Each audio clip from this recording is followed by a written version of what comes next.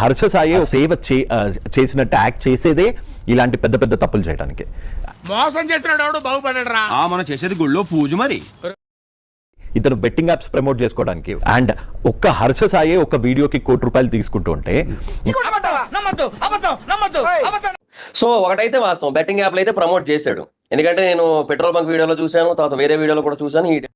కరెక్టే, నేనేం కాదనలేదే. అత్యాశతోటి గంటల అని చెప్పినట్టు 40,000 50,000 సంపాదించవచ్చు అన్న ఆశతోటి ఉన్న 40,000 పోగొట్టుకుంటాను. కరెక్ట్, ఇది కరెక్ట్ గా చెప్పేవయ్యా. సో ఆ ఇమోషన్ మీద ఇతను క్యాష్ చేసుకోవడానికి, ఇతను బెట్టింగ్ యాప్స్ ప్రమోట్ చేసుకోవడానికి హర్ష సాయిని పట్టుకెళ్ళి బొక్కలెత్తను, హర్ష సాయిని పట్టుకెళ్ళి బొక్కలెత్తను. ఆయన ఒంటి మీద ఒక్క గీత కనపడ్డా నీ తల్లి రాష్ట్రం అంతా బొక్కుమంటే చెప్తున్నా. లాభపడిన వాళ్ళు వేళ్ల మీద లెక్క పెట్టొచ్చాము కానీ నష్టపోయిన వాళ్ళు ప్రాణాలు పోగొట్టుకున్న వాళ్ళే ఎక్కువ.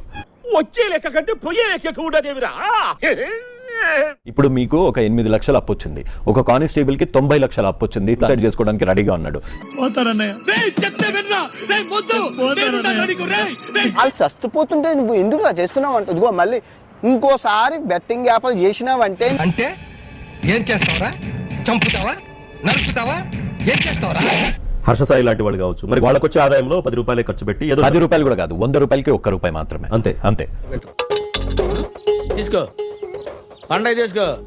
సో లాస్ట్ టైం కూడా యువ సామ్రాట్ బిగ్ బాస్ కి వెళ్లాల్సి ఉంది. మీరు ఇది గుర్తుపెట్టుకో, తర్వాత మాట్లాడుకుందాం. వాళ్ళు చేయడం తప్పే, అది అంత మాత్రాన మరి వాళ్ళు చేయడం కరెక్ట్ అంటే ఆబ్వియస్లీ అది కూడా తప్పు. 100% 200% తప్పు. తప్పు మాదేం కాదు.